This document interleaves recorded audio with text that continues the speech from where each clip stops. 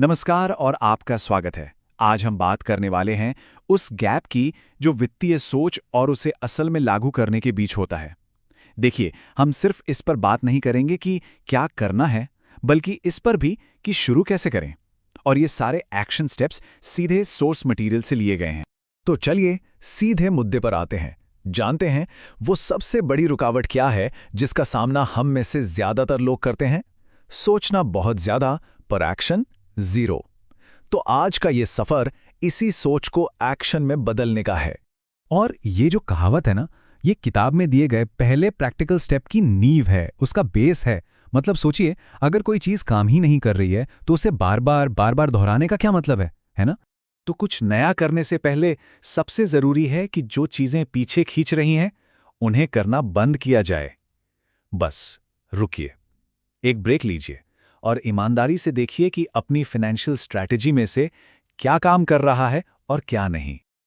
और अब आते हैं अगले कदम पर, और ये बहुत जरूरी है। देखिए, असली बदलाव बैंक अकाउंट में नहीं होता, वो तो यहाँ दिमाग में होता है।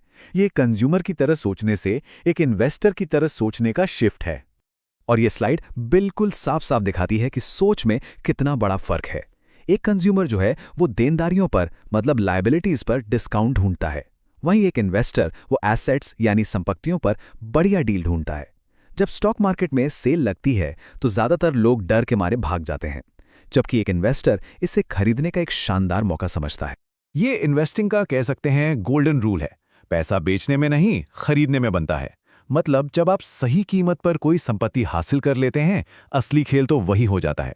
जब हर कोई डर कर बेच रहा हो, उस वक्त खरीदने की हिम्मत ही आपको असली प्रॉफिट दिलाती है। तो इसका सीधा सा मतलब है कि मौके वहां तलाशने होंगे जहां कोई और देख ही नहीं रहा। उन जगहों पर जिन्हें ज्यादातर लोग या तो नजरअंदाज कर देते हैं या फिर उनसे बचते हैं। कभी कभी जमीनी स्तर की जानकारी जैसे पोस्टमैन या डिलीवरी वालों से बात करना सबसे कीमती साबित हो सकती है।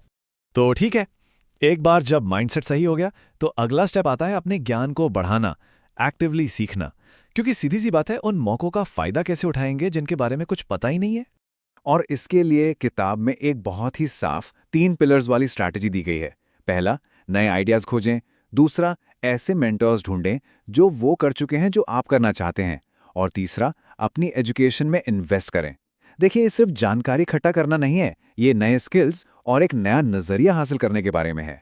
अब ये जो नंबर स्क्रीन पर दिख रहा है, $385, ये एक सेमिनार की फीस थी। और लेखक का कहना है कि इस एक सेमिनार की वजह से उन्होंने कम से कम $2 मिलियन कमाए। सोचिए, एक छोटा सा इन्वेस्टमेंट और रिटर्न जबरदस्त। और ये दिखाता है कि वो छोटा सा इन्वेस्टमेंट इतना सफल क्यों हुआ, क्योंकि बात सिर्फ जानकारी खरीदने की नहीं थी, बात थी अपनी सबसे कीमती संपत्ति यानी अपने दिमाग को अपग्रेड करने की। असल में हमारा दिमाग ही हमारा सबसे बड़ा एसेट है। तो ठीक है, माइंडसेट हो गया, लर्निंग हो गई। अब आते हैं सबसे जरूरी हिस्से पर, डील्स को असलियत में बदलना। क्योंकि सारा ज्ञान, सारी लर्निंग एक्शन के बिना अधूरी है, बेकार है। और एक्शन का पहला नियम, आपको ऑफर करना ही होगा। सही कीमत कभी पता नहीं चलेगी अगर आप ऑफर ही नहीं करेंगे। रिजेक्शन के डर से या सेलर को नाराज करने के डर से बाहर निकलना होगा। बस बातचीत शुरू करनी होगी। इसके पीछे की फिलॉसफी बहुत सिंपल है। खूब सारे ऑफर्स करें।